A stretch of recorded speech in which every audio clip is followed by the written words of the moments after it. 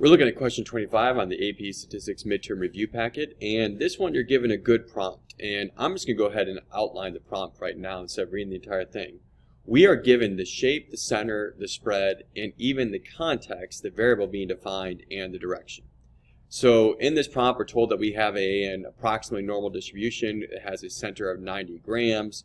It has a spread of 1 gram, a standard deviation of 1 gram, and the direction that we're looking for is if we let X equal the weight of a manufactured item. Again, that context can be found in the highlighted gray portion in the prompt. We're trying to find the combination of probabilities of X less than 87 grams, and we want to add to that X greater than 93 grams. So you can see I have right down shape, center, spread, and parentheses 90, 1. I also have right now what we're trying to find. We're trying to find the probability of X being less than 87 or X being greater than 93. We want to combine those together. So if I have this, I'm going to visualize it. So I drew a normal distribution curve, and I labeled it with my mean and my standard deviations.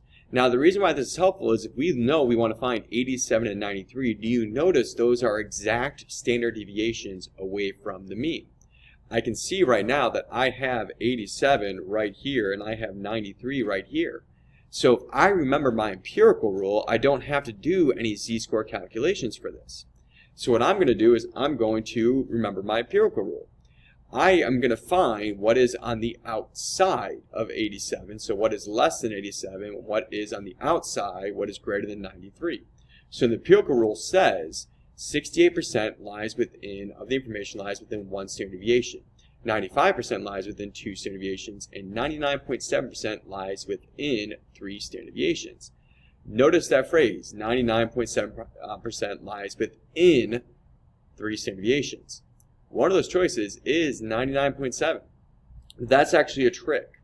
And the reason why that's a trick is because the empirical rule states that 99.7% of the information falls within 3 standard deviations. That's on the inside. And if we look at what we're trying to find in this scenario, we're trying to find the outside. So therefore, our answer is going to be 0.3%.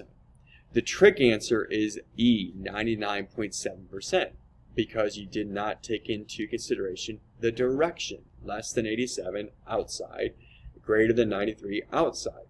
You understood the empirical rule, but you quickly rushed into it.